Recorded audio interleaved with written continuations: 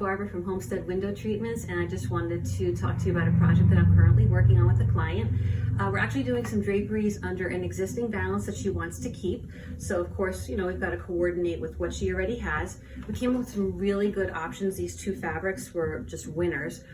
When I went to go do the pricing though, it turned out that they were a little bit higher than her budget would allow. So of course, I'm not going to give up. I came back to the showroom. I've done some further research, found fabrics that are just as beautiful, but at a lesser price point, better on her pocketbook. So I have this option. This was another option. And then I've got this last one.